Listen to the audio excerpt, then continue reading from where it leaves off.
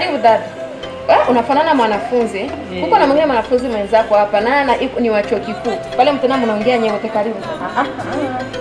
Twari kujana ariko imiziki nk'iyi nyeri kiravugiramwe y'umuhumuro. Wapi gesture. Ngwani toe. Karibu dada. Napa kuna mwenzako. Nisi nilikwambia mtaongea mpaka. Kaza neza nyina ndabizi z'abanyarusangizi. Uwo muziki wacu gateje ukavuga ngo ibi biziki ngo ntabwo ubyumva. Mwese mugira umuziki rusange mwe. Iyi ni miziki uri kurambwira. Ibi muhondagura muri ko mukindira ku mibabaro y'abantu nibyo muri ko murambwira ngo ni miziki. Ibi nibyo uri kurampangisha jewe. Niba natwe turabyina. Ariko se niba mutabyina niba mutajya mwishima mubayeho nabi mubabaye uragira ngo natwe tuba tubabaye. Hivi lakini mimi niliwaza mnakutana na saba wanafunzi mtena mnaongea mupige uma histoire. Sasa mnakia leta vile vya ku. Mweka mtana mbeka weye na dada pale. Hakuna hata vimwe mnakutana ni yako kweli. Jewe ngiri cyo mpuriye ko n'abanyamuhumuro. Kiranazira kikaziririzwa uzobaze. Sishobora. Saro yanjye ntacyo nshaka kuzahuraho namwe. Nta nicyo duhuriyeho mwebwe urumva.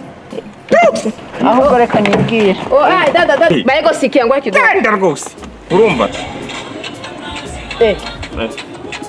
Yoyo ndayizi.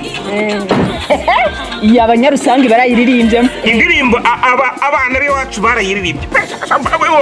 Umwana w'iwacu. Unaona sasa? Wewe ulikuwa unasema hakuna kile kinabakutanisha. Unaona? Hii nyimbo imuko mu batu yote ba muhumuro, barusangi na bakwetu bugo bote biko ndani.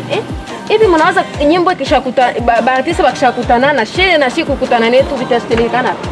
Mugani tuba dupfubusa abana ko bayirimbye bagahura mu ndirimbo kuki twebwe tutagira ikintu duhuriyeho mugani dupfubusa madam sister njoo ile vitu vyenye vinatuachanishaka ni vidogo kushinda vinatukutanisha. Njoo sasa sikamatie kwa vile vinatukutanisha njoo tukue umoja.